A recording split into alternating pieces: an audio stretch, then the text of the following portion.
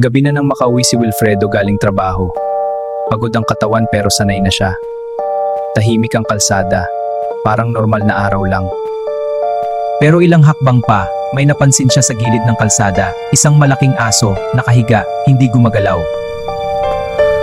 May sugat ito sa likod. Malalim, parang tinaga. Hindi niya alam kung sino ang gumawa pero malinaw may nanakit. Nagulat si Eloisa sa dalang aso ni Wilfredo. Pinaliwanag niya kay Eloisa na naawa siya sa aso at kukupkupin niya na lang ito.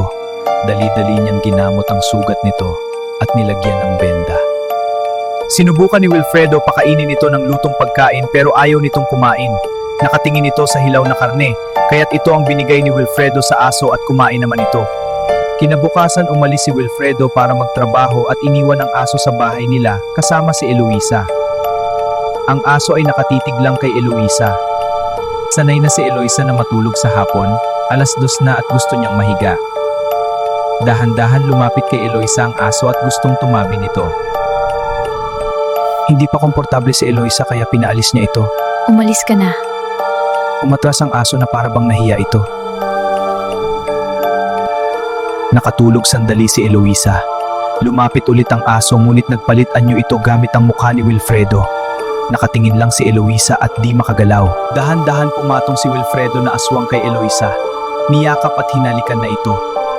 Dahan-dahan niya ipinasok ang alam niyo na. Nasa ilalim ng kapangyarihan ng aswang si Eloisa. Hindi ito makagalaw at hindi makasigaw. Hanggang sa natapos ang aswang at nakatulog siya.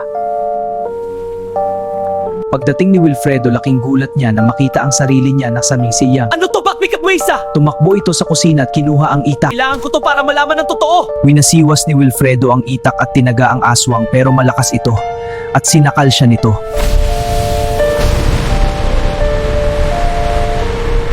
Nagising si Eloisa at sinabligan ang mukha ng aswang ng maraming asin. Umungol at umusok ang mukha nito. Nataranta at tumakas palabas ng bintana ang aswang. Tinutulungan ni Eloisa makatayo si Wilfredo at niyakap niya ito. Humingi naman si Wilfredo ng tawad kay Eloisa. Batid niyang kasalanan niya ito. Sa di kalayuan, galit na galit ang aswang, namumula ang mata at umuungol ito. Babala, huwag mag-uuwi ng kung anong hayop na nakita mo sa daan. Baka mamaya, isa yang aswang.